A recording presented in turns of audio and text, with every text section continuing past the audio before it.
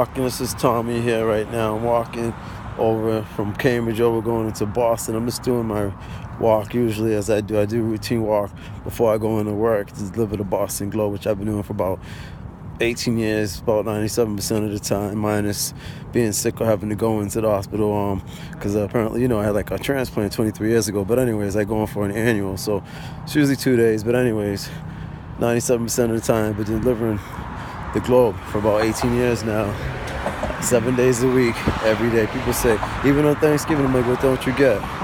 But it doesn't stop me going, I just keep on fighting, like every time I wake up in the morning, I'm just a survivor here out in this world.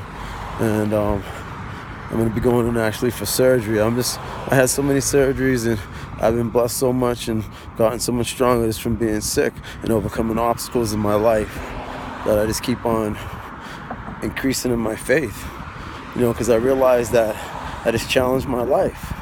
And that's why I also have my Buddhist practice where that comes in, where I just challenge my life because I know it's my life. So that's how I treat the practice and the mentor-disciple relationship. And that's just, and you just increase your faith and pretty much that's what you do. Because if you have faith without works, and it's like faith without works is dead. How are you gonna progress from that? So, like I said, I'm just a survivor out in this world. Just enjoying this beautiful day. Or this night, I should say. It's 10 after 10 on a Wednesday. Getting ready to go over into Boston actually, just for a walk. I'm going to be going viral very soon too, because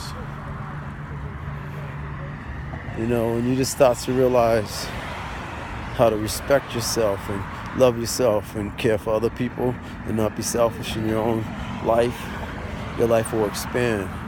Because what you put into other people's lives comes back into your own life. This is crazy. Like, it's just like the mystic law, whatever you believe, because that's where the power comes in, from your faith first of all, and also in believing in something. Like when you ask or when you pray, not even ask, but when you're praying sincerely from your heart, just already accept it as you already received it, whatever you asked for, like in your prayer, what your desire was, or so forth and so on. Because like things in your life, if they're like in the back of your subconscious mind that you're not really aware of, like for instance, a relationship, like a past relationship, you could be like holding on to it but not really realize that, and that's keeping you from really prospering and opening up like channels and more doors to your life, so that way you can expand and grow, but here it is. I'm 47 years old. I'm a bone cancer survivor, osteosarcoma, which is just the doctor's term for bone cancer. That was in 1987 when I was 17 years old. That was like a birthday gift. So anyways, it's in the past, right? I got over it. I'm still here.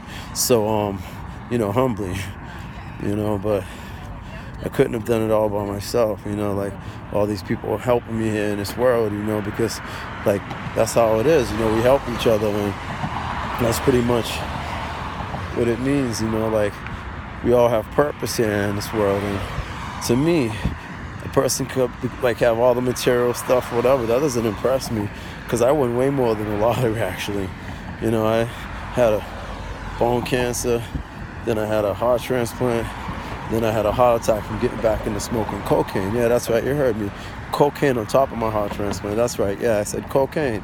And I did a substantial amount of damage. Actually, it happened November 20th of 2006, because that's when Deval Patrick, when he won, he became governor. I went to the convention center, actually, where I'm walking by this way now in Boston.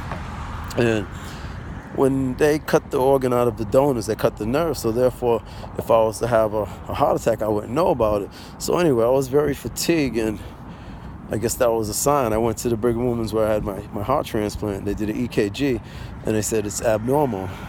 And I'm like, abnormal? What are you talking about? And they were like, yeah, I had a heart attack. And I was like, I heard them, but I was like, what? They were like, you had a heart attack. So they were like, were you using any drugs? Of course I was in denial. I was like, no. So then, of course, they admitted me, to the Brigham Women's. And then later on, I think her name was Linda Johnson, actually, this blonde, tall doctor. She came in my room and she sat on my bed, and her eyes started filling up with water. And she said, something you have is a gift. And she said, you lied to us. And then I was like, yeah, I know. And ever since I admitted that, when she said that to me, I realized, like, wow, I had a spiritual awakening, like, wow, these people really care for me. Like, I really felt it in my heart, as crazy as it sounds. But officially it was November 22nd of 2006, the day before Thanksgiving, that I went to the hospital. And when they did all the tests, when I was in the hospital, I had the heart attack 2 days earlier, November 20th of 2006. And I live to tell about it. I'm 47 years old right now. My father saw 47 years old about, I think, maybe 19 years ago. Actually, December 17th of 1998 was his funeral. He was 47. I reached 47 years old. I have a son who's 18, so I'm a very blessed man to still be walking. But I'm a fighter. I just keep on going, man. It's my invincible spirit. It's called a fighting spirit. It's like the roar. They say it's like the roar of a lion in the jungle. I said it is the roar of a lion in a jungle. That's what I'm talking about. Because I'm just trying to find out who I am. I'm not trying to be anyone else. Just being who I am created to be. Like the rest of us all should act accordingly and also do the same in our lives. But I'm a survivor, like I said. Bone transplant, heart attack, still standing, still alive. And what my point I'm making at is, as long as you're sincere in this world and you realize that material stuff, the most important thing is developing relationships with people, like quality time, family time. And money is good to have. I'm not saying that it's not, but just don't get caught up in that material stuff like that, because that's not the important thing in life. You could become very successful, but yet miss out on the purpose in life. And to me, that's most meaningful than anything on this planet. It's just something that is priceless. So, just from 47 years of life experience, being here in this universe, when you start to develop a relationship with the universe, because there's no way you can trick the universe. People think they can trick the universe. Okay. Yeah, I was one of those people too. Okay, keep on tricking yourself, fooling yourself. But you just got to be, open and honest to yourself. And when you're willing to make that change in whatever it is, when your every nerve and every fiber in your body will start transforming, and your mind will start just like flowing in that direction. And how could your life not change? It has to. You have to become successful, As long as you just do those things, you start off and, even if you don't believe in something, just keep on saying it and repeating it over and over and over again. Sound like a parrot if you have to, it's on you. Until you stop believing it and you manifest it in your life, because every single thing you think about, the thoughts you perceive, every single thing, all seeds that are planted into your life, and they will expand and grow. That's where perseverance comes in. As long as you're hanging in with determination, you never give up. You just keep on fighting. You're that roaring lion. You're like General Stone Tiger. You just keep on going and fighting. Well, I'm almost over the bridge. I'm going to get back to you all right now, but I'm just giving you a little taste of what's about to come. I'm going to be starting a series. It's going to be my series, actually. It's going to be called The Story of My Life.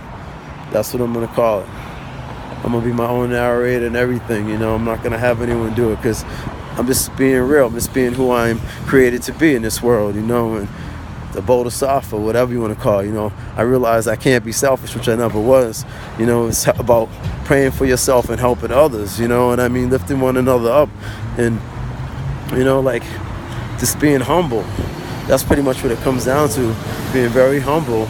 You start off from scratch, and you work your way up. You just don't go to the big king seat and sit down, because someone may come and say, "Oh, sir," and have to embarrass you and be like, well, this person is more important than you, so come and sit down. So, it's always good as leaders to always remember that, even though I'm a unit leader, it doesn't really matter. It's not about what the title is. It just pretty much, and it doesn't really matter how long we've been practicing it. Nam-myoho Renge Kyo, Nichiren Daishonin's Buddhism chanting. The most important thing is just pretty much is based on our faith and the deepness and increasing of our faith. And how severe and how strong our daimoku is when we chant. Okay? Peace.